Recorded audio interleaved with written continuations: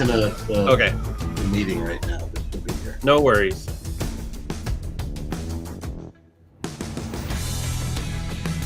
So yeah, so just so you know, it is going live right now.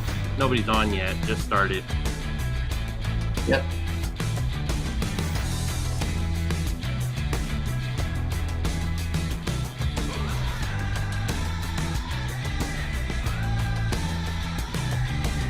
Yeah, but we've got two fires going down here about 60 miles apart. Dang. So well, I wish you guys luck. I remember when we lived out there, one of my buddies, he lost his house. He lived in Laguna Beach, that area. yeah. It just came up over and ran down the valley, and that was that. I can't remember how many years ago it was now, probably about 5-ish, but we had the big one that came through the whole Calabasas area and wiped out a lot of stuff. So all the way down to the ocean. It burned homes right on the beach. Yeah, unbelievable, right? Jeez. Yep.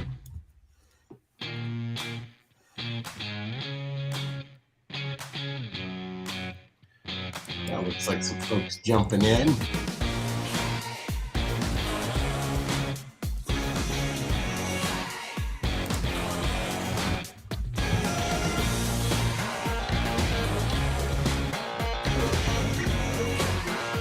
Let me grab this.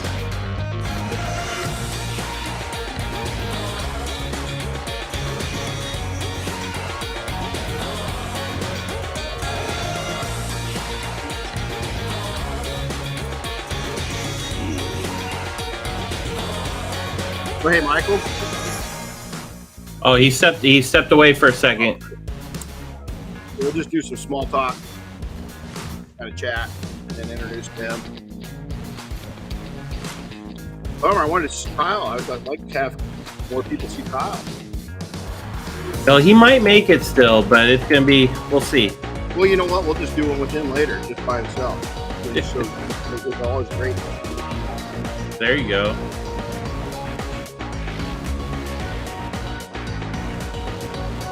We got Frank from Pittsburgh, What's up, Roger from Wyoming, Rick Walling from Oregon. Yep. Well, that's funny. His name just popped up moments ago, didn't it, Chris? Yeah, and not in a good way. Man. Yeah. That's pity. Well, you know what? Those charges against him, you know, I mean, I know, right? I think they're going to drop him. I don't think he's going to end up going to jail. But just kidding. Just kidding. He's going to be charged with taking his motorcycle too high in the freaking air.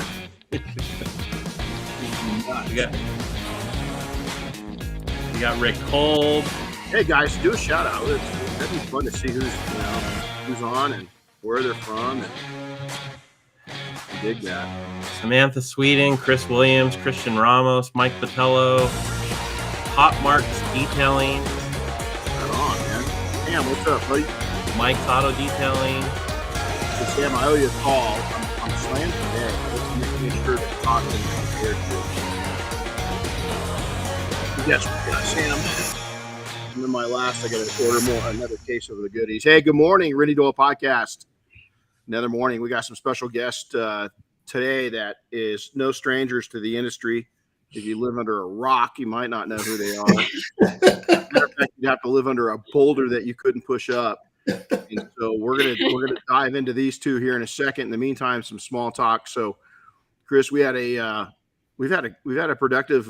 It's been a productive year. I think a lot of people are feeling that way, right? You know, I'm looking at it, and I think you guys probably do the same. Hopefully, Kyle's going to make it on. By the way, but man, is it just like, okay, like where did summer go? Yeah. Honestly, it went by so fast. Here's my prediction, because I do have a theory on this. I think at least where we're outside of Philadelphia. Mm-hmm. It didn't really start getting hot until like July. I feel like all of June was like spring continued. And then suddenly it was hot in July, and now it's already September and it's over. And so that's my theory, is because the weather didn't actually get super hot until later in the summer. Summer just felt like it was this long. Well, I think you know what? We got to bring you out this way if you need summer. It sounds like we've got summer and then some. Oh yeah. If you imagine, trying to think right now, I grew up in these mountains, right? And it's sad to see them. I mean, literally as a crow flies 2 miles away. We watched the fire crest into the ski area last night. Oh, Wow. I was sitting there texting with Kris, and I went, "Oh my God, the whole ridge just blew up." Oh my gosh. I don't want to get into politics, but it was funny. A few years ago, I was asked by the Guard because I've lived in remote mountain communities, for so long, 30 plus years. So I did a study and I said, here's the biggest challenges, during an earthquake, this is what's going to happen. During a flood, this is going to happen. And then the fire in these canyons, these areas. And I didn't just do this. It wasn't my greatness. I went to all the outdoorsmen I know, and I went to the fire chief that's a really good friend of mine. I said, hey, I'm going to have a small audience. I'm going to have somebody listen to me at the top levels for like 45 seconds. Where's the big areas? Here's what I'm thinking. The area that's burning right now. They haven't touched it in 50 years. They won't manage it because the environmental groups keep coming in and telling them, well, there's a spotted moth that you're going to kill. And this is what happens. We've got what's called buckthorn. It's 10 feet tall and dead. And it's just it's unreal, but it's timber. It's unreal. So half our town's evacuated, and we're really fortunate. We're really blessed because we're in what's called a safe zone. We're out on the east end. We're kind of in the prairie, if you could imagine. Yeah. So we're at the big end of the valley. Not a lot of trees, not a lot of houses out here. Our horses, everybody's safe here. So we're really lucky. But last night I had to finally come off the porch because you're just watching beauty just burn up in front of you. Yeah, it's sad. Yep. And where we live, you go back up towards Yellowstone and stuff like that, and they do a good job of bringing it back. Here, there's a fire from 20 years ago, and it looks like the surface of the moon.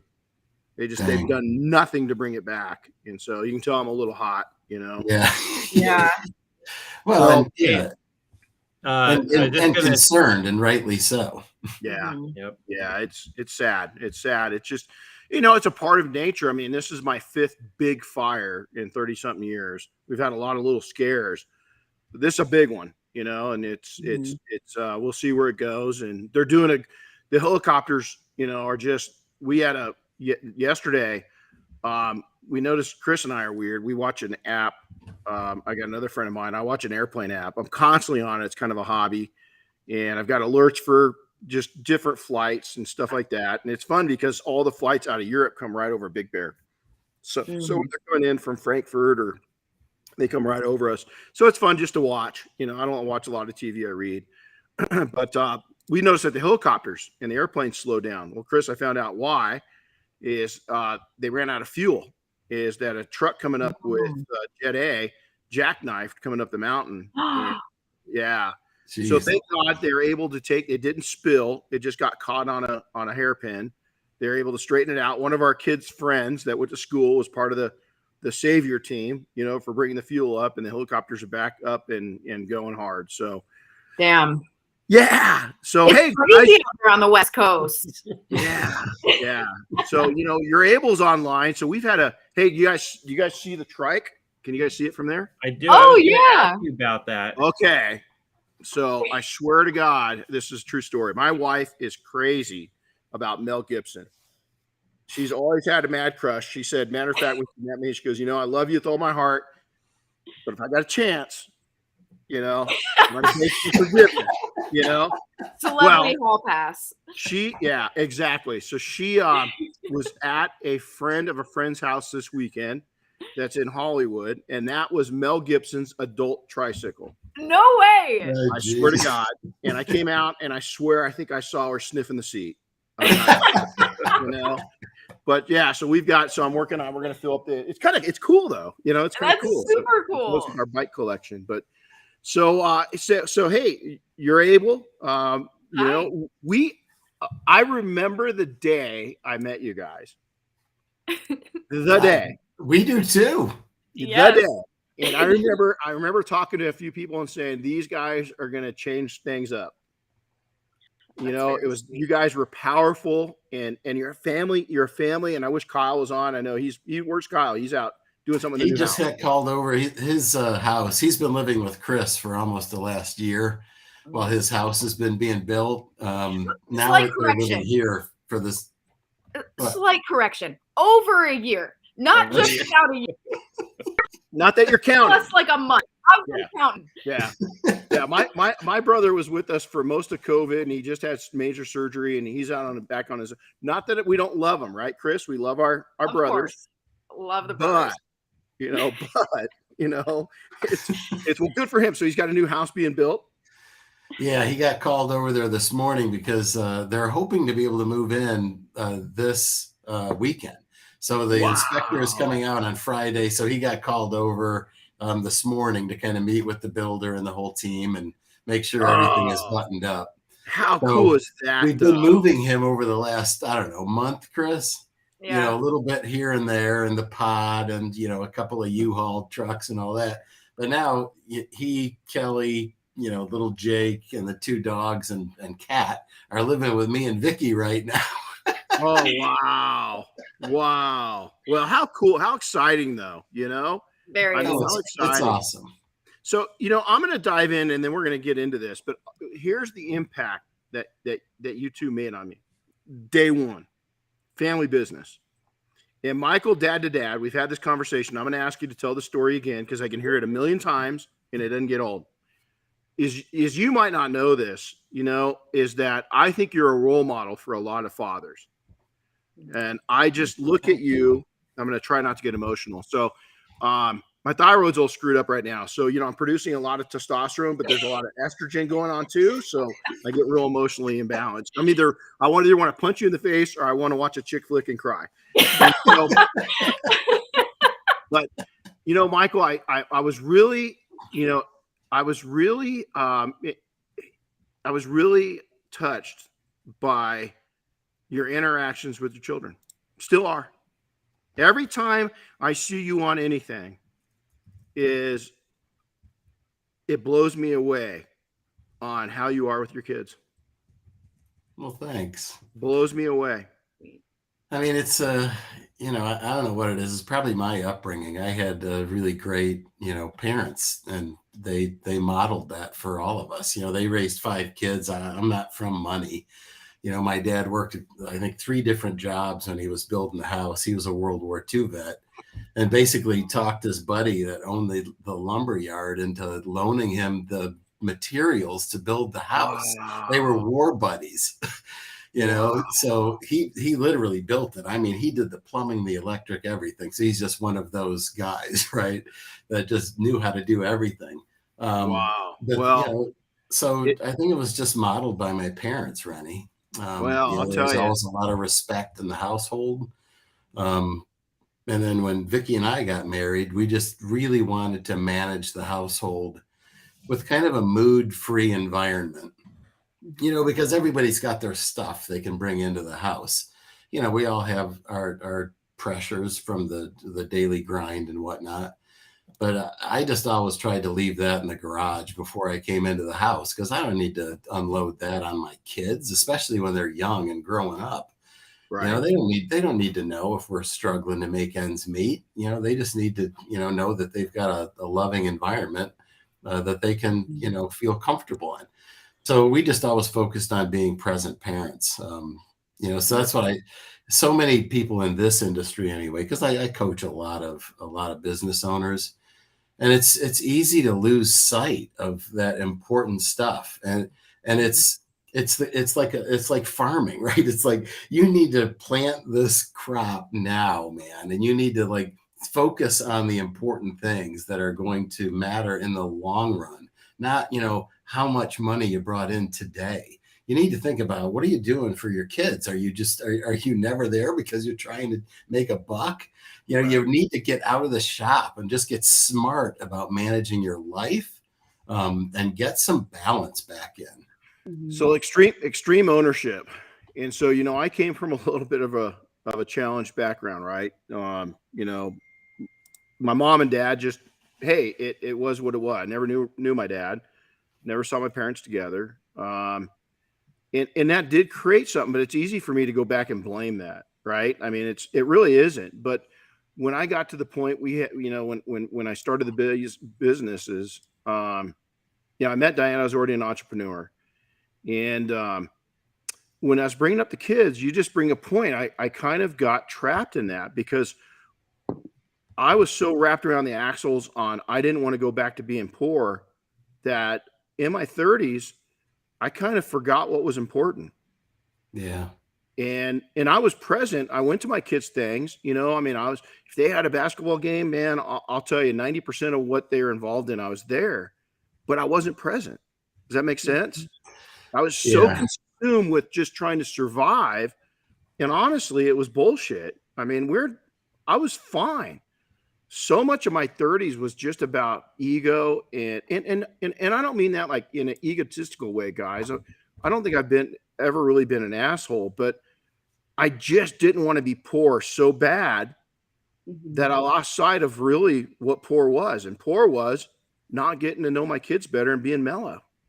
So I think that's why I appreciate what you've done so much, is because I was striving to be that. And I don't think I missed it completely, but I hope that my kids took away and that they're closer to what you are, and I hope anybody listening, listen, a lot of us in the detailing industry, and you guys know this, a lot of people have got similar backgrounds that I'm talking about right now. We just a lot of survivalists, in life, and a lot of people that have challenges. Learn from these two different styles in ways. Is that I can tell you right now is the stuff that I put my kids through, me and Diane being so stressed, was unneeded. It was unneeded. And so now I will tell you this, is that our kids are survivors because of it. And I think they're doing a lot better job of managing their workload and fun load. And for that, whether they'll ever give me credit for that or not, I hope they learn that from us, from Diane and I, and that they take that on and they keep passing it on to every generation. Because for a decade to me is not long. I'm 56 years old, but a decade in their young lives was their entire youth. Yeah. And I think the undertone right now of just society as a whole, because I think culture is shifting so much and our quality of life is just better than it was 50 years ago even. And I think we just have so many more opportunities and so many. I do feel like the undertone of like the cult is like breaking old patterns. So even if your childhood was rough and maybe you didn't have terrific parents or present parents or anything like that, I do see a lot in people today, and especially new parents today, of making a really concerted effort to just kind of flip the script on that and just say, like, okay, I'm going to be the last one in my line to treat my kids this way. And Absolutely. like, I want to set the tone for the future now. And I think that's just really lovely. No, I do too. And, you bring up a great point too. And I think here's the other thing is that I was raised across the street, BJ Hayden, World War II vet. He was one of the only male figures I had in my life. And man, he was a hard man, loving man in his own way. You know what I'm saying? But I remember getting sent over to his house a couple of times when I got a little out of line with my grandma, and it didn't go so well. We didn't talk. You wouldn't hear a man say these things. And because we were brought up by that generation, was a great generation. Now, my parents, again, you know what? I can sit there and look back and say this, and this caused me some pain in life. But those same things made me who I am. And there's more greatness in who I am than challenges. And that's where I think that all generations, current, past, way past, and future, own your shit. And for every challenge you had, and for every challenging person you had in your life, that person gave you a gift. If you look at it that way. Yeah. Does that make sense? You have to be open for it and willing to kind of take it in. But it's so easy to just get wrapped up in your day-to-day stuff that you lose sight of the bigger picture because you kind of take it for granted. That's just a bit of human nature, kind of your life unfolds before you and you don't even realize it until you look back 10 years later and you're like, what did I just do for the last 10 years? So I think just being more purposeful about, how you manage your daily routine. Like it was important for Vicky and I to always have family dinner. Right. So, I mean, it's an old fashioned idea, right? But we love to connect with the kids around the dinner table. And that's where you're able to end up starting. It's the peak of irony, it was the dinner table discussion board, Yeah. Well, you know what? We were the same way. We didn't eat out a lot. And when we did, it was part of our family culture. We brought their friends in, and we brought, family friends in. And, we've always been a family, like, my brother, Kris, you're just talking about, your brother being with you is, my brother's 8 years older than me, and he's been with me the majority of the last 3 years. Yeah. And that's just what our family did. We had a good friend of ours. Matter of fact, I won't mention his name now, but he got in a little bit of bind. He is one of the biggest motivators of why I'm where I'm at today in the detailing industry, and very successful guy, but he was going through divorce and got in a little bit of a pickle. And he basically lived at our house for a year. And that was I mean, some of my kids, some of our fondest memories is, they called him uncle of those challenging times. And that's just what we did. But the only thing I love to take and combine, Michael, I guarantee you get into, the hard work that you put in to everything you've done is unimaginable. And what I've seen, and Kris, I think you can relate to it because you're in this generation, is so many of the generation right now are so hard on themselves. And they look at what other people have done. I've always told my kids, don't look at what I've done. Don't compare yourself to me. Compare yourself. Take what I've done, the hard work I've done, and get a lot smarter with it. But, these young people, they come in to when we're training and we're coaching and mentoring them. And I go, look at, man, don't be hard on yourself. I've got 3 generations, three decades in front of you. You haven't had enough time to develop. Don't develop scars now at your age. Yeah. And I think that is something that's tough for people, my age, is just with social media being as present as it is and having access to seeing so many success stories.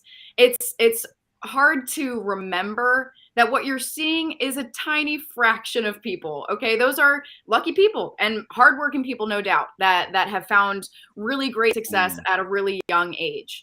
And it's nice to see that as something that's inspirational, something that's motivational. But it should be just that. And I have to remind myself of this on a daily basis. Christ, there's a girl who is like 17 on TikTok making like $50,000 a post. And it's like, oh my God, what have I done? Why am I not a TikTok star? And deep down, I am glad about that. I don't want to be a TikTok star. But, you see things like that and you think like, okay, I'm just doing something wrong because I don't have that. But I think at our age, it's always easy to focus on the next big achievement, the next big thing you can buy, the next big promotion, whatever it might be. And you lose sight, exactly like you were just saying, in like the little things every day. And this past year, living with Kyle and Kelly and Jake and their entire zoo of animals, it's been a lot. Don't get me wrong. It has been overwhelming. I never thought I would be living with a child that isn't mine, but here we are. But looking back at the year, all the little tiny days and all the little tiny memories and even like terrible days, those are the things that I can really say that I cherish now, because how special is it that I got to spend an entire year with my nephew? Like I wouldn't have been able to see all of that stuff. And I think it's just something that all of us need to remind ourselves to just appreciate every single day and all of the tiny little things, because ultimately that's what makes your life. Like it's not the next big thing you can buy. Of course, that's fun when you get to do those things, but it's every single day and all the little tiny things and conversations we get to have with our parents and our kids and nephews. And that's life. And I think we can all just try to remember that. I think it's difficult. We lose sight of it so easily. No, and it's great to hear somebody your age, say that, because It is, and it's funny is that I listen to our oldest kids, and they're, going through and they're building their lives, and they're building their families and their careers, and, they're building themselves. They're, fine tuning themselves. And it's cool to see them go one direction, and all of a sudden they retract back to how they used to be when they were younger. And I was talking to one of our kids, and I said, that's okay, because even at 56, and I heard Schwarzenegger and Sylvester Stallone say this, they're closer to the humans they were at 12 years old than they are at 30 years old. and don't think that in a weird way. Is what they're saying is they've taught themselves to have fun again and to laugh and be silly. And I think that to have fun and laugh and be silly is such an important part. We went through a challenging time with our family just, a little over a month ago. And I always relate it back to, Bible scripture of Jesus going to the desert for 30 days and 30 nights. Woo! Well, I'll tell you what, is I had some porch time with my dog that we didn't know if he was going to make it until the next morning. We had 2 family members in the same ICU unit at a hospital, and I was in that desert. And I'll tell you what, I came out a far better human with that, because, and I'm not sure if 10, 15 years ago I think I would have been a little bitter, and a little angry and a little worked up. And I came out of there, and you know what? I just thank my lucky stars for that day. I wasn't looking at tomorrow. I was living in the moment. And it's taken me 56 years to get secure enough in myself and relaxed enough, because I think in my 20s I had that. I had it going. I was cool. I was all about business, but I was all about play. And then I just got serious. And you can, okay, Darren, my youngest daughter, if you're listening, it's not about not being serious. It's taking myself too serious and forgetting to laugh and forgetting to be silly and doing things, picking up tricycles and bicycles, and it's still being a kid a little bit, and it's just unreal. So, wow. Okay. Well, hey, let's dive into this. So, family business, you just mentioned you're sitting at the dinner table one night. Take it from there. I think it sounded like you guys were having chicken or something. You decided that the Urable app would go really good what with was on the menu that was the segue. Wow. So how do we go from, having chicken to, hey, we're going to start a business, software business. Let's go. Well, Kris, you and Kyle called the meeting. Yeah, that's true. I mean, it started with when Kyle and I were at our previous jobs before Urable was ever created, and I was, as I like to say, bookending the the company with my dad. Dad was way up here. I was way down here. It was my first job out of college, so but I was working on the sales team there, and it was a very new portion of the company. We didn't have really anything to be managing our sales process, and so I had the idea to create some sort of like CRM system for that company. And at the time, Kyle had been starting to get into programming. So I knew that he could potentially help me build the system, and it could maybe just be like a fun thing that the two of us work on.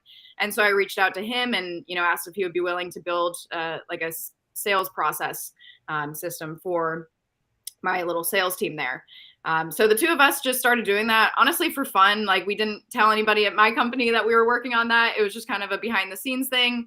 Then it started to gain a bit more traction and ultimately ended up being a pretty successful project. And through that, Kyle and I were often not doing the job we were supposed to be doing for the company, and just working on that because it was so much fun to just strategize and work together. And I think our personality types, being as opposite as they could possibly be, really jive well together, I think, in working together. So we just had a blast working on that project. I think that really brought us really close together. And then ultimately, we brought the idea to the family and just said, we would really love to make a career out of this. I was so shocked when Kyle said that to me because I was having a blast. But normally our dynamic is me being like, yay, Kyle, I love you. And him being like, go away, because he's my older brother. And that's just the dynamic. And so when he was like, hey, like, this is really fun, let's keep doing this, I was like, oh my God, this is a dream come true. Kyle loves me. Let's do this. And so it was a very exciting time for me that he was on board for that. And so then, of course, we brought the idea to my parents, and my parents have always been just very big supporters of us. That's just how it's been our entire lives. So to receive their enthusiasm on this as well was fantastic. And then it was just kind of off from there. And, ultimately, my dad was the one that got us to pursue the detailing industry, just being, a car enthusiast. Our idea was to stay in healthcare because that was what our initial system was built for. We were just going to keep doing that. And I think Dad, being in retirement from the healthcare industry, he was like, absolutely not. We're not going back to healthcare. We're done with that. That's awesome. That's awesome. So I picked detailing really just based on my own experience going to various, detailers. And I loved everything that they did. I mean, I've been into ceramic coating since they came over here, honestly. So 20 years probably at this point. So I really loved the service, but the business models, they weren't really run that well. Everything was built around new customer acquisition, and they didn't do anything to follow up with existing customers like me. I'd just fall off the map entirely, until I went back to them on my own volition, asking, hey, you got anything else new? I'm like begging them to do business. I love it. So that's why I picked detailing, because I really felt like all the stuff that I had learned in the previous 3 decades of work could manifest itself in an entirely different way within the entrepreneurial community. And I thought, God, what a better way of giving back in retirement than, helping an industry that is kind of just everybody's on their own. And it just felt like, God, let's just rally everybody together around something that can elevate the industry, not just one shop. We didn't want to just do something custom for one place. We wanted to do something that was, approachable for the entire industry, not only from a price point, but from a usability standpoint, and just improve an industry. That was the goal. Similarities is that when we started training, so we had 6 shops, and in late 2004, a guy named Matt Williams out of Marysville, back towards you guys, approached me online in a forum and said, hey, do you train people? Well, we had just sold off. We were in the midst. We had 6 shops, and I was thinking about selling a couple of them off. It was killing me, right? So we started training, and when we saw that there was a market for it, my intentions were, hey, you know what, man? And the same with even this podcast, we don't monetize from this. I mean, are we silly? I mean, could we? I mean, yeah, if we changed the tempo, I guess we could, but I don't want to. Here's why. You just nailed it. And I think a big reason why you guys are successful is we wanted to change lives. My goal was to take an impact in exactly the same way. Here we are running $1 million operation. Most people were struggling to bring in $100,000. And if they did that, it was considered great. And it was a good janitorial job at best. There was a handful of detailers globally that were really entrepreneurs, that were really going after it and turning it up. By 2006, we had gotten connected with amazing people. Jim Gogan, mention his name all the time, is that, Jim helped really solidify where we were going. And he was such a great friend as I'd bounce things off of him. But I think, guys, if you listen to this, one hint is do it with a wholesome reality. Do it with a wholesome reason. Don't just go out to the reason why I see successful shops and maybe shops that are struggling.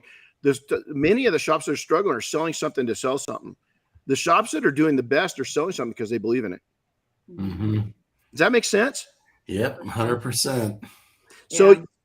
So family business. What's different? I mean, you guys have worked with colleagues and employees. What changes when you're a family business? What's the dynamics? Because a lot of people listening to this, most Main Street businesses in America are exactly what we are, family businesses.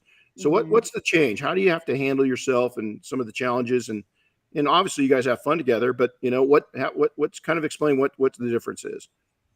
Well, I think just in the way that we interact with our users, I think something that we've really carried from being a family dynamic is being very like relationship first.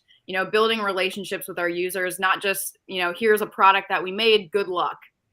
We want them to feel like they're part of this. They're part of what we now call the Urable family. We want to hear what you have to say. We want to help whatever problem it is that you're facing.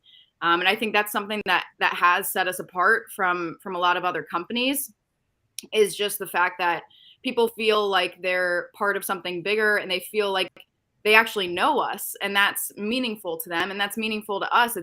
This has been the most fulfilling career that we could have, because we didn't come into it for like a pump and dump kind of thing, like just like, let's make a bunch of money and get out of here, and like we don't want to interact. We really came into it to change lives and to improve people's work, so then they can get out of the shop and get back to their families, because that was something that we valued. And I think the fact that we did come into that with that in mind is just something that people can feel. I think it ended up being quite a tangible thing, and something that's really bode well for us. And I'm just super proud of ourselves. So how do you guys separate the business from pleasure? Well, you guys, there's family time, there's work time. Do you guys, like in our household, and it's funny because I mentioned earlier, I was so driven, right, that I had my nose down. And when I say that, guys, I'm going to tell you, I'll tell you the facts around that. When my kids were young, I had basketball, football. I was a football coach. I went to dad dances. I did all this stuff. The difference is that like in 2007, I'd never built a website myself. We couldn't find a good website builder. So I decided to learn some code, and I built our biggest and most successful site up to this time on my own. And we'd put the kids to bed. We'd say our prayers, and dad would go to work until 2-3 in the morning.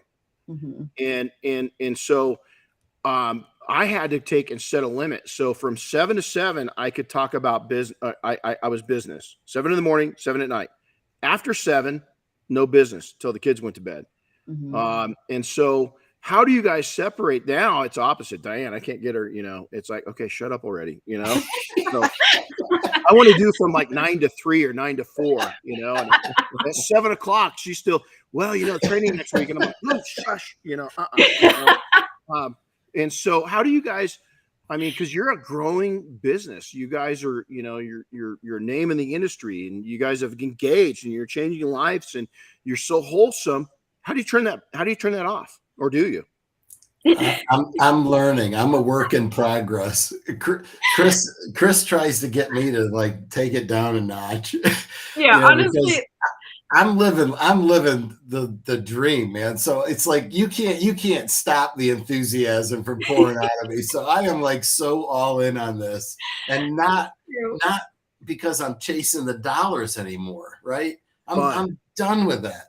Right. I'm so excited about just making an impact, so I can't contain it sometimes. So I'm like, I could be talking work for, literally 12 hours straight. Yes, that is a fact. And there are times we're all sitting down at dinner together, and he's trying to talk work, and we're like, Dad, stop. Like, let's just have dinner.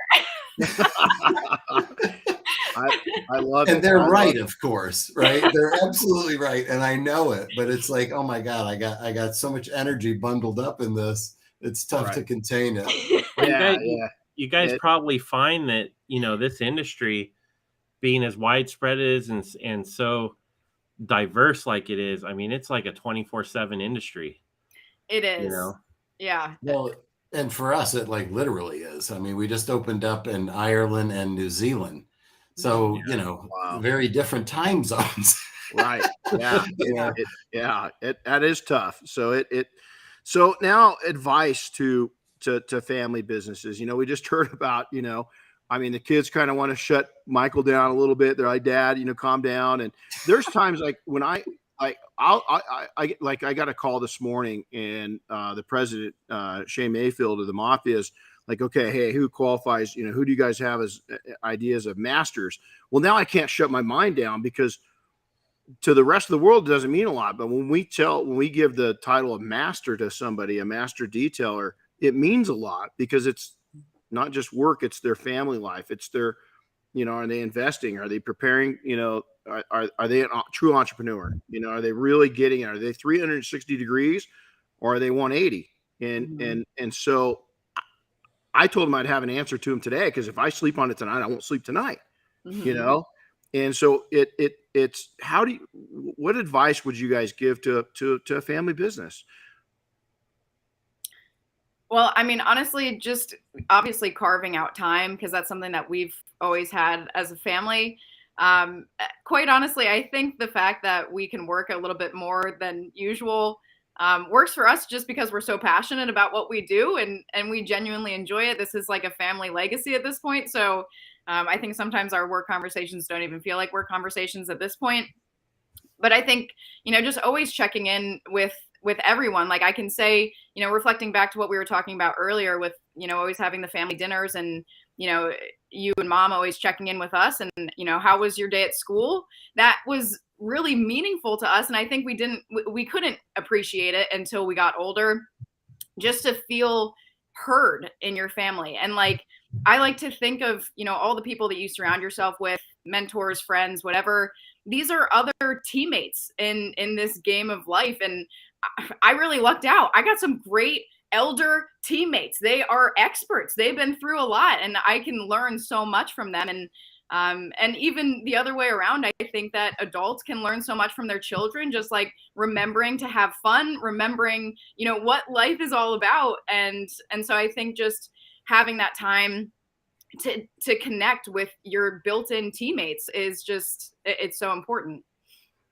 I'll never forget our kids, when we got our horses, one of my kids asked me, well, why that, why'd you get a horse? And I said, man, I always wanted a pony. I got one. He's just big, And they're like, they can't believe it. They're just like, holy shit, Dad's got a horse. I mean, really? I mean, I think our daughter came out just to watch me ride, just to make sure I wasn't, bullshitting her, And I'm like, no, I mean, the closest thing I could have as a kid is a cowboy hat and a little horse head on a broomstick, and run around. Now I got the real thing. Damn, the thing eats a lot. It's like, holy shit, you got to put shoes on it. And so, yeah, that, great point. So Michael, from your perspective, again, is that, you've got some decades into the driver's seat, and I love seeing the passion. I love seeing that, sometimes I want to curve my passion down and just go, okay, I'm not going to allow one business thought into my head. That usually lasts about 45 seconds. Can you relate? But what's the advice for making sure that you're tuned into what's important, and then, there is an on-off switch, or maybe it's a dimming switch. That's probably more accurate. Yeah, maybe it's a dimming switch. So a piece of advice that you'd give, as the dad figure in this business, and, as somebody that's, I'm sure, been a huge inspiration business-wise to your kids. Well, number one, I'm just, I'm always so impressed by Kris and the woman she's become. She's got an amazing, perspective on life at a pretty young age. So, hats off to her for that. But for me, I think you just need to be able to set some limits on yourself. And it's going to take practice and time to do it.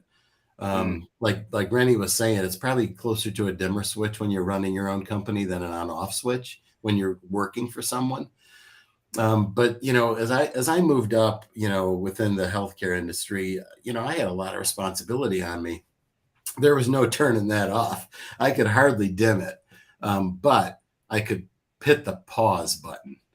So I think I got good at hitting the pause button for a period of time, where I would just compartmentalize that over here. I'd be, with my kids. When they'd go to bed, I could hit that resume button. There you go. So I think, everybody's just got to be purposeful about that. It doesn't come naturally to do this kind of compartmentalization. But I think when you're an entrepreneur and you're wearing so many different hats, it's an important skill for you to, number one, recognize that you should develop it. And number two, start to implement it, because it'll pay dividends. You'll end up with a kid as awesome as Kris someday. Oh. I wish that on everyone. Now I'm 60 years old.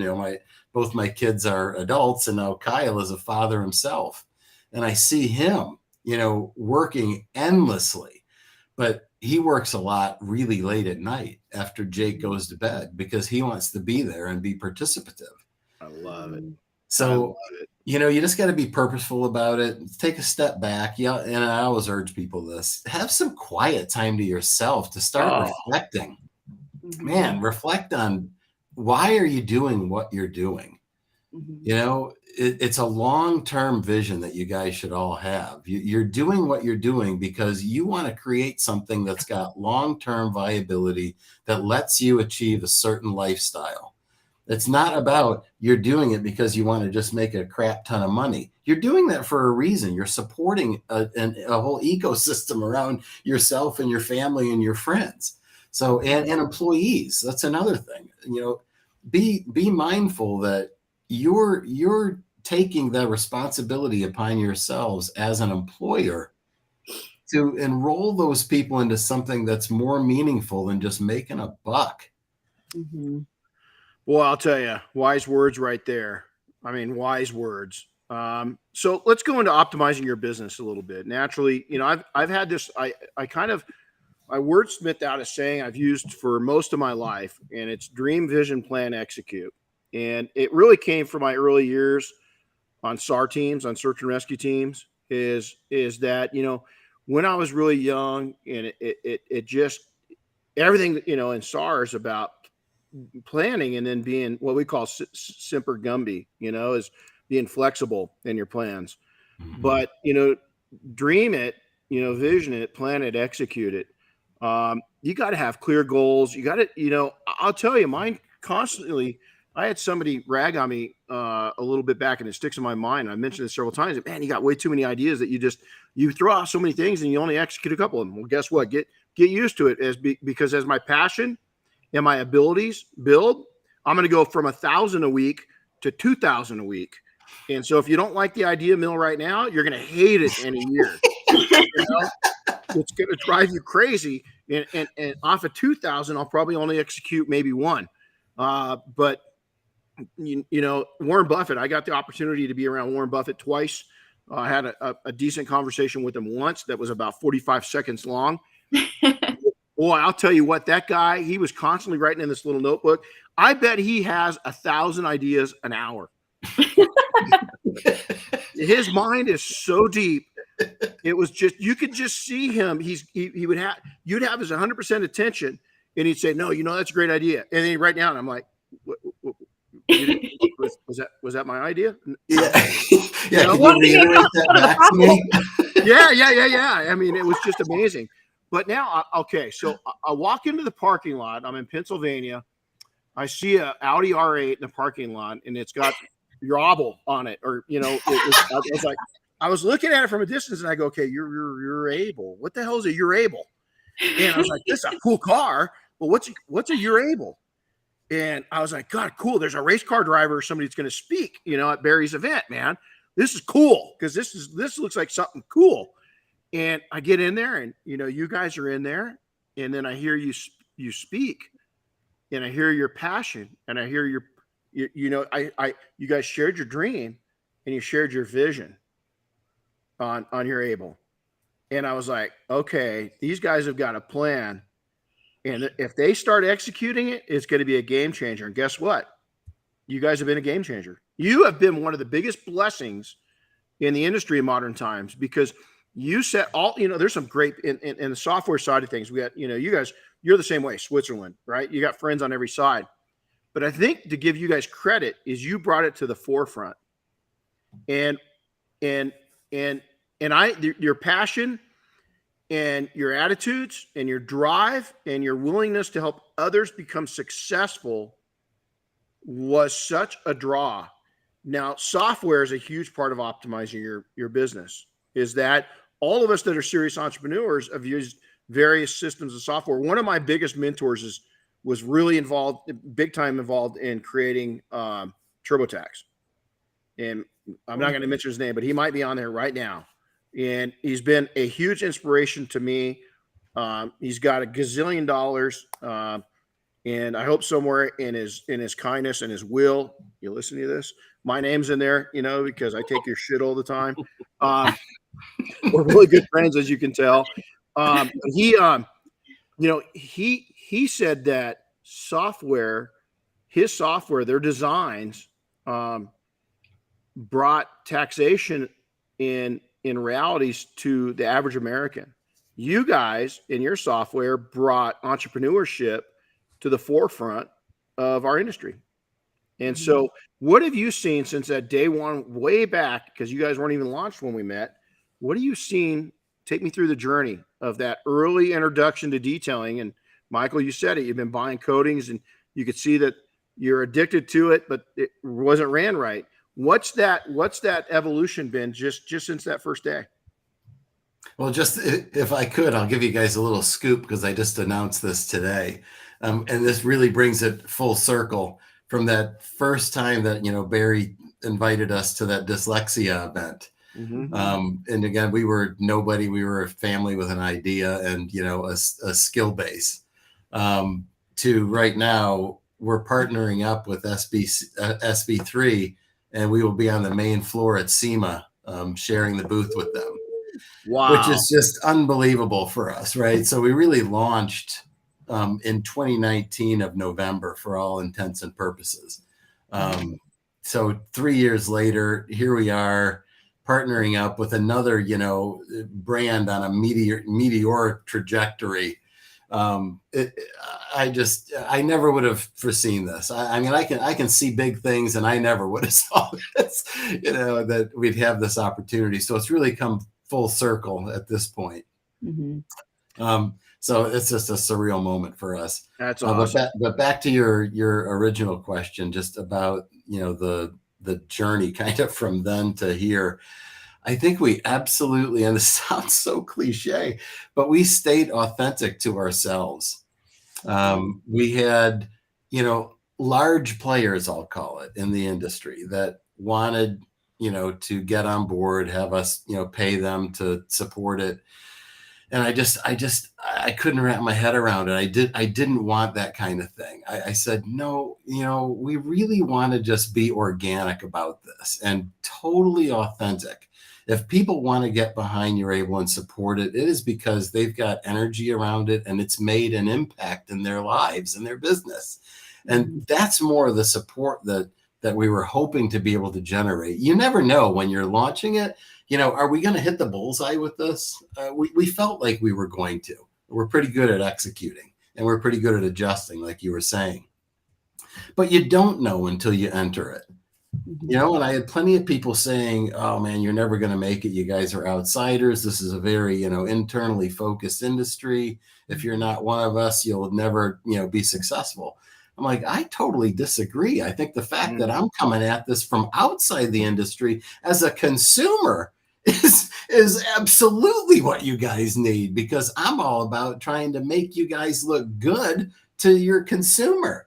The software, all the fancy stuff it does is just the tool that enables us to make these companies look good.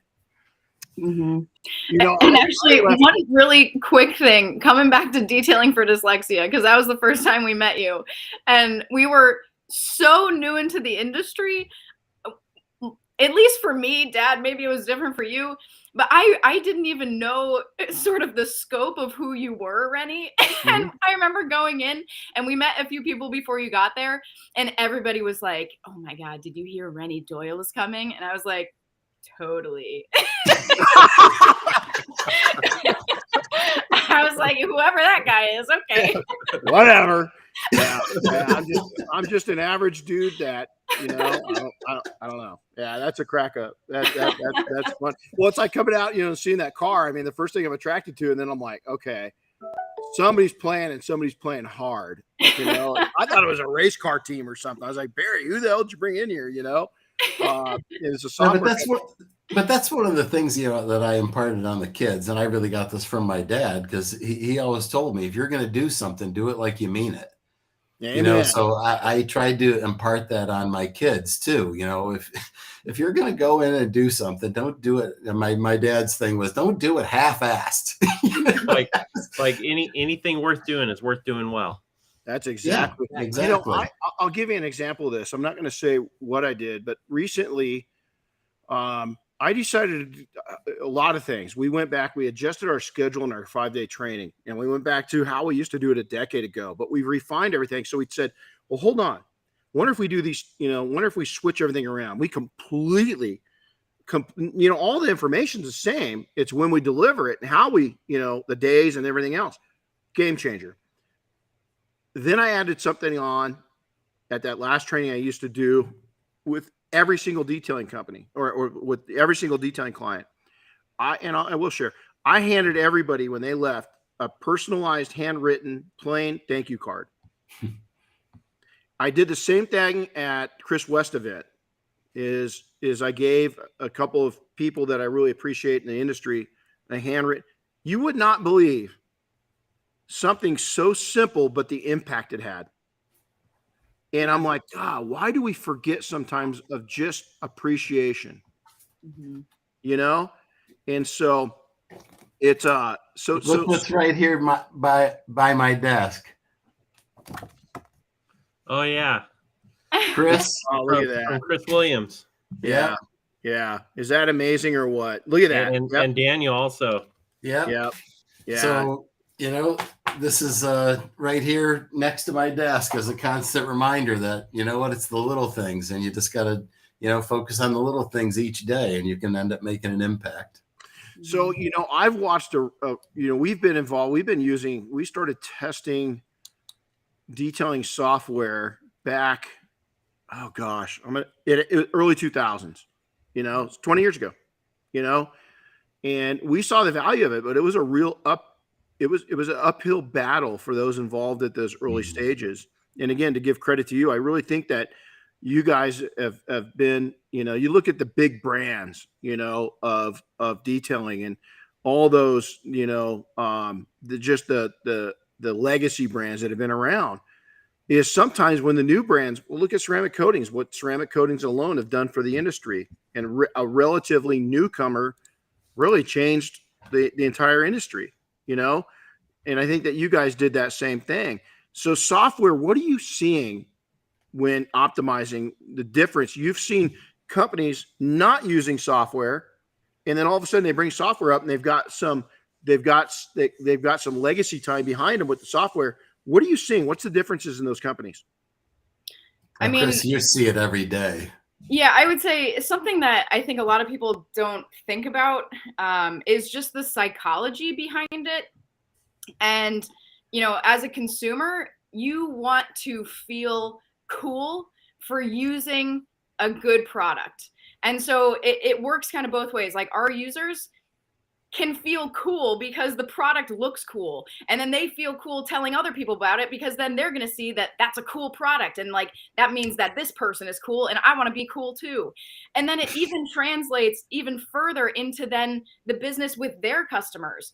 Their customer is getting automated messaging, branded emails, approval process, online payments, all these very kind of cool things. And then they feel cool for taking their car to that detail business. And I'm going to tell other people because then they'll think I'm cool. It's literally like all about just making people feel cool and smart for making the decisions that they made.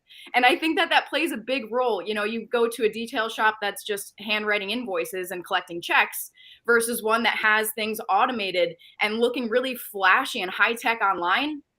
I'm taking my nice car over to that one. That guy sounds way cooler. And he sounds like he probably has better services because everything around it is also contributing to that image. And so I think that's been a real big game changer from moving to just sort of pen and paper to then, software. I think it just kind of elevates the image of the industry as a whole. Amen. And that's where the importance of the culture you guys are creating as well comes in, right? Because being part of that culture is what's attractive and what's cool. Mm-hmm. So here's some notes. I'm going to read down through these, and I want you guys, I've taken notes, and I'm going to put some high points of this conversation out at the end. And I want you guys to maybe hit on these things as I go down through them. I'm just going to say them all. And I want, and a lot of this is Kris adding in and then myself adding in items, but I want everybody, these are things that a lot of people don't relate back to software. But when I go through these lists, I don't think there's any of them that are not. So use of software, let's talk about leveraging solutions that personalize the experience. Let's talk about tools that help you automate your time and processes that consume that time. Let's talk about scheduling. Let's talking about improved communication. Let's talk about creating a great customer experience. Let's talk about developing a social presence and process to interact with people, engage with your audience on a regular basis. We call it constant contact. Leveraging and understanding your data and your numbers, both what your customers are buying and then also what you're making money off of. Hiring and keeping the right people. How do you keep the right? I'm not worried about the wrong people. I'll get rid of them. What I'm worried about is how engaging the right people and making that process, making your workplace a better place for the people that work with you, optimizing your time and productivity through delegation and prioritizing, and improving your value of your sales. What, Kris, you just mentioned those things. What's bringing a greater value to your company? How many of those don't relate to software? They all do. Yeah. Every single one of them. But now, how cool is it that as a late coming industry now, how long Michael, as the medical industry relied on software? Oh man. So I was covering Northern California, Kaiser. So all of it from how far south? Maybe Gilroy all the way up to Santa Rosa and out to Sacramento. I was covering that whole area in the late 80s, and they had everything wired. I mean everything, right? But even they were behind a lot of industries. Healthcare was a little bit of a late comer because the data privacy issues were so intense. There was a lot of infrastructure that needed to be built that, frankly, other industries didn't really need to focus on as much. So it took a little while for healthcare to get caught up to modern times. But like when my brother and I invented KumaCare, the software system that runs all these anti-coag clinics around the world, that was just a freaking great idea. Why didn't somebody think of that 30 years earlier? I have no idea. They probably did, and they sat on their hands. You guys took action. Yeah. Hey, well, we are big on execution, man, because nothing, you can have the best ideas ever, and if you don't execute on them, then they never materialized anything. Amen. So yeah, you got to be able to have the fortitude to step up to the plate and risk big failure. That's ultimately what you got to get comfortable with is, when you're going to execute, you're risking failure at that point. When it's just an idea, you're not risking failure. It's just an idea. But when you execute, you got to get comfortable with, putting the risk of failure on your plate. So all these things other industries have seen value in, and the detailing industry finally, and the automotive industry, period. It's funny because we're looking for, we had a deal with Porsche, kind of a membership influencer. They gave us a good deal on it. And then all of a sudden Porsche's like, well, this is great. It's been great, but we're going to start charging you more than what your house cost you, for the program. So needless to say, Diane and I moved on. So Diane's, had to adjust to not having a new Porsche every 2 weeks to drive. We're looking at Mazdas right now. And so we're car shopping, and it's funny on how a few of the dealerships are really utilizing software to make the interaction better. And then some are still stuck in 1980. Yeah. It's horrible. It's such a turnoff as a consumer to deal with this guy, Joe, that no pun, no, if your name's Joe, nothing against you, but this guy, Joe, that's, 56 years old and has been selling cars since the 80s. And he's still kind of stuck in the era of, Karate Kid. And it's so old fashioned and so yesterday, and such a turnoff. And if they only got it, that if they'd make my experience better, they'd have a lot better chance of selling a vehicle. But because they're just not connecting right, it's a turnoff. And we've got that really unfolding in the detailing industry now. Those that are really gravitated towards a systems approach, whether it be Urable or another system, we're advocates of systematizing, right? Because there's so many benefits to it. So those entities that have taken that step, they are going to be the long-term survivors in this industry. The other ones that aren't going to do it, they are going to be drifting farther behind, and customers are not going to gravitate towards them. I don't care if they're the cheapest place in the market. Or the best. It doesn't matter, right? And those aren't the customers that you ultimately want when you're running a business that you want to build a long-term sustainable foundation on, right? Amen. You don't want price shoppers. Well, I'll tell you right now, with the economy, we don't know where it's going to go. I think it's amazing, and we're very fortunate that it's stayed as healthy as it has this long. I think we are in for a down dip. I don't know what that. Nobody knows what that down dip. Even the pros don't look. They don't know. When Warren Buffett goes, I don't know. That's literally what he's saying right now. Everybody's going, "Oh, great one, Warren Buffett. What's everything going to happen?" He's like, "No idea. This never seen anything like this in my life." Oh, great one. Yeah, I don't know where it's going. Let's get the popcorn out and watch. There's a whole generation of detailers that are in for a rude awakening because they haven't had a slow. They're 10 years in, and they think that they've made it. Unfortunately, the more, you just nailed it, Michael, is the more connected and the more interactive and the more, Kris, you mentioned it earlier, they're the cool factor. And I'm on a brand new Mac.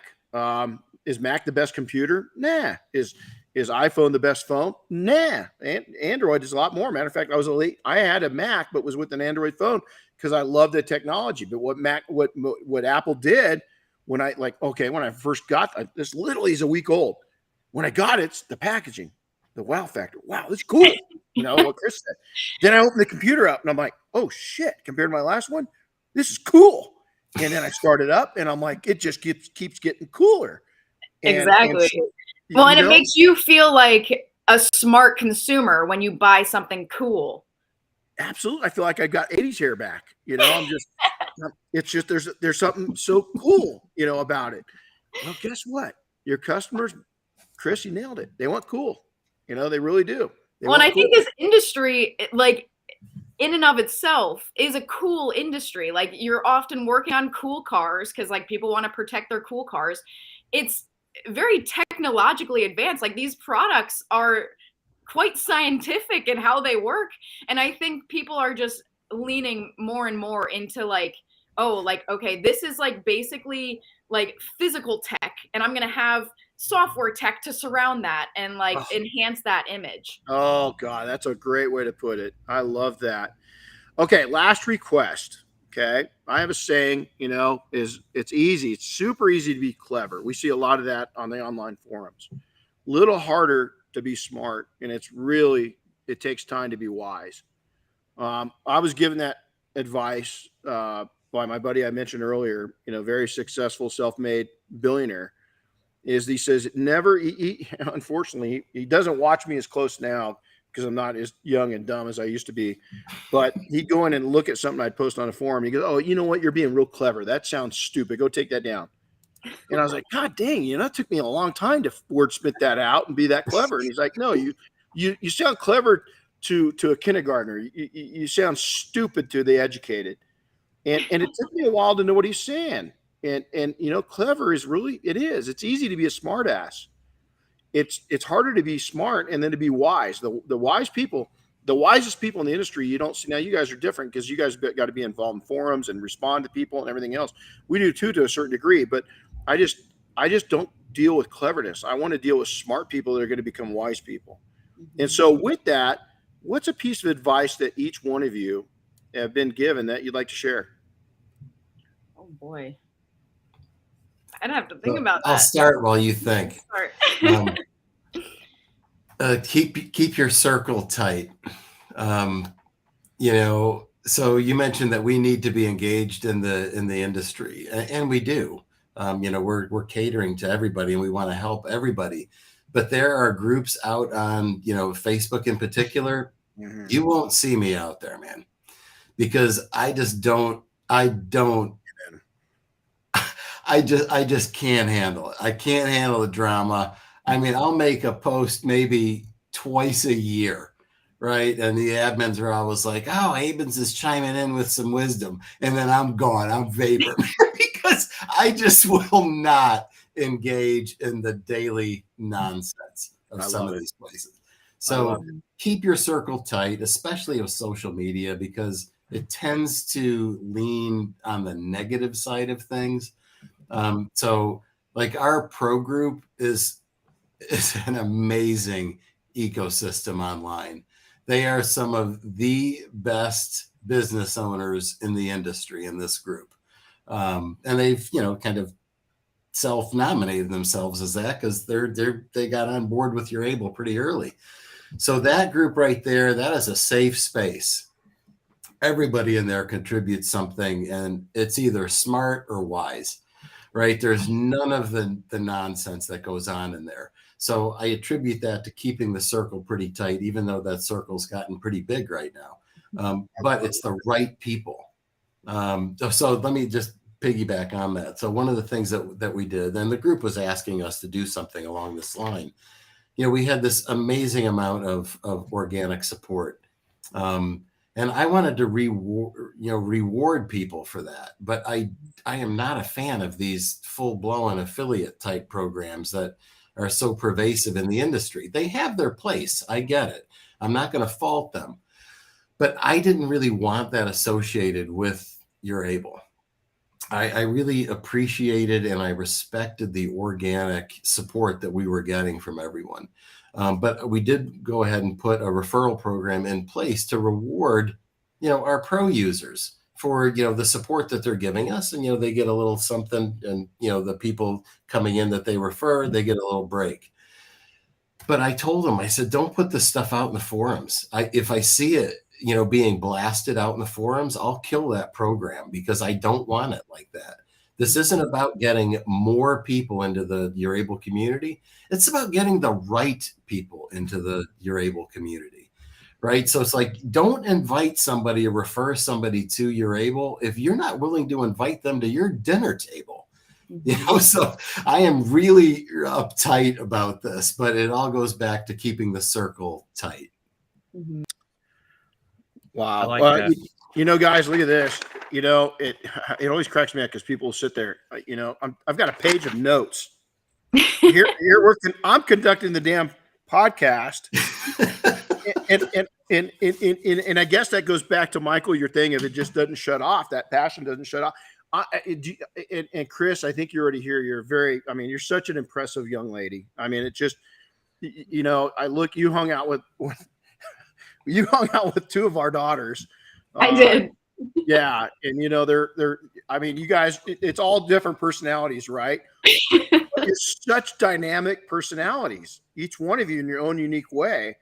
And so, again, I think that, Michael, to your credit and your wife's credit, is that your kids, I think, they're not clever. They got through that stage very quickly. They're very smart and already wise to a lot of things. That's really cool. So Kris, now I'm going to put you on the spot. So one little piece of advice. Well, I do want to say, I don't want to indulge myself to the point of saying that I'm wise. I'm 28. I understand where I'm at in life. I'm still learning. And I would say, just to go along with that, having mentors. And I'm incredibly blessed to have my father as a mentor in both life and in business. And I can really see the people that are willing to still learn, even if they've been in the industry for decades. Those are the people that I feel like are really growing with the industry, because this is a fast moving industry. You have to be willing to grow and learn and change and pivot.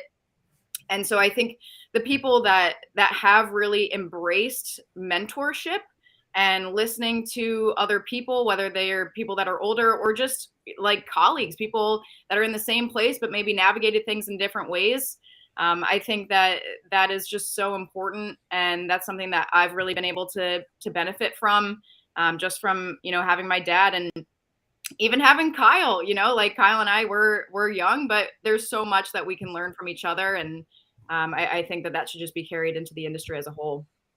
That's awesome. Well, all right.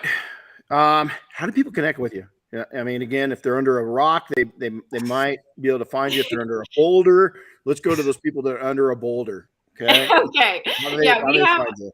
a lot of ways that you can get in touch with us. One of our big goals just coming into the industry was making sure that we were really accessible. We always say there's nothing more annoying than a software company that you can't get in touch with. So we have many avenues to be able to reach out to us. On our website, we have a live chat that literally is basically texting us. That hooks up to all of our phones and all of our computers. So that's a really quick way to get in touch. The same live chat exists right within Urable itself.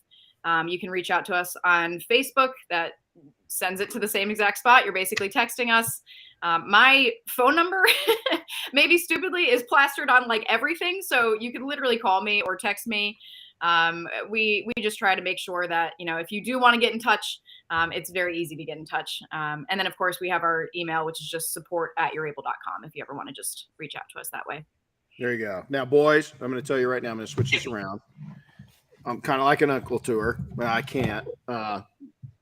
There's something on the table that if you guys don't conduct yourself in a gentlemanlike fashion, I will bring this to the next event and introduce it to you. So be good. Be good. She's gone to Vegas and partied with my daughters. I have an entitlement of protecting her. Okay.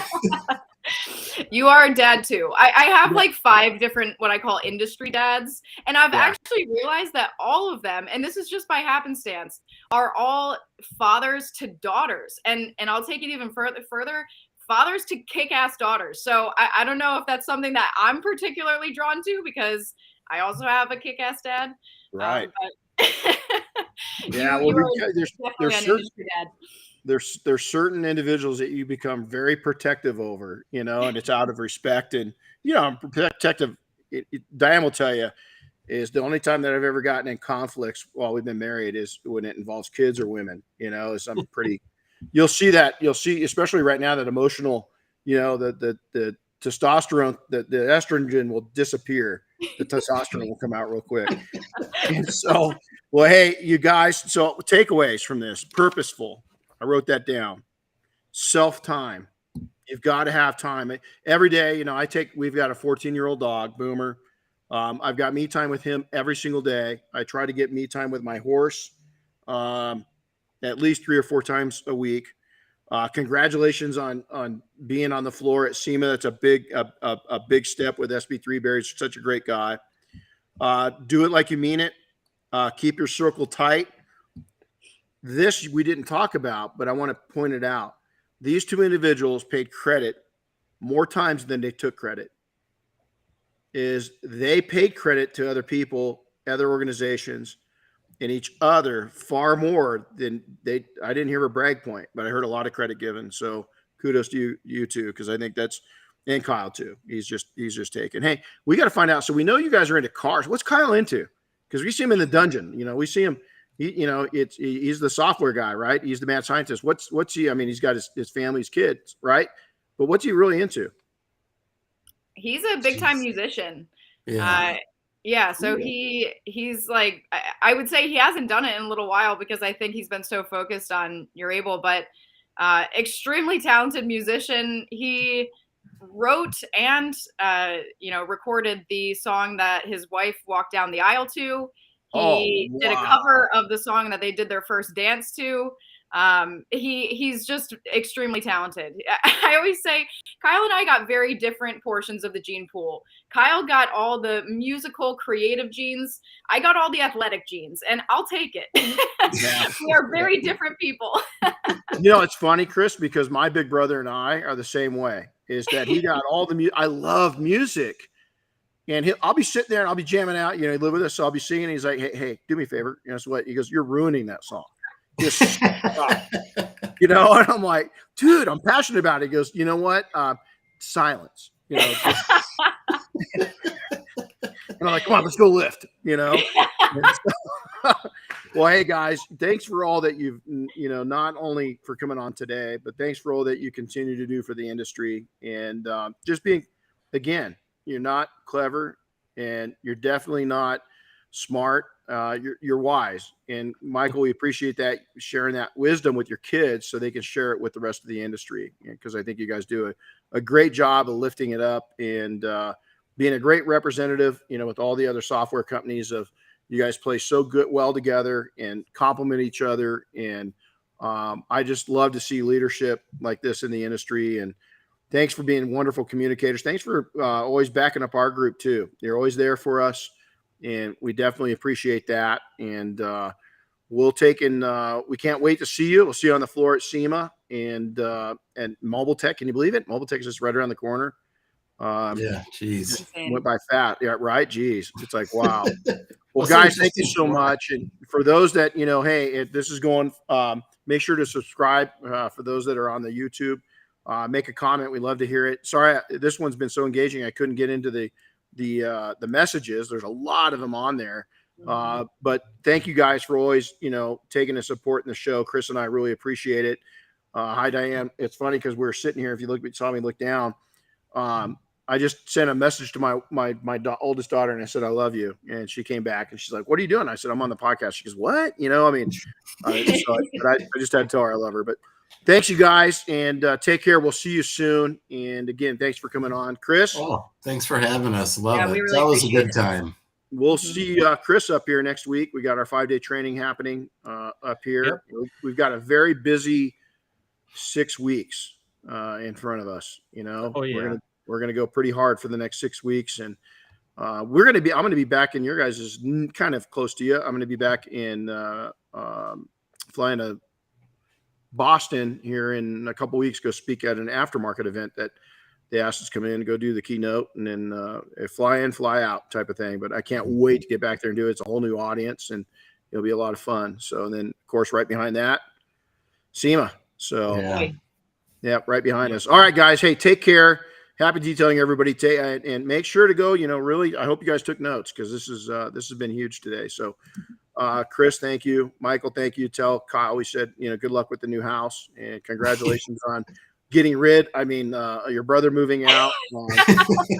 My house doesn't look like a daycare anymore. This is incredible. Yeah, right? Like, wow, hey. Yeah. All right, guys. You guys take care, okay? And thanks again for coming in. We'll see you. Thanks, guys. Bye, guys. All right, guys.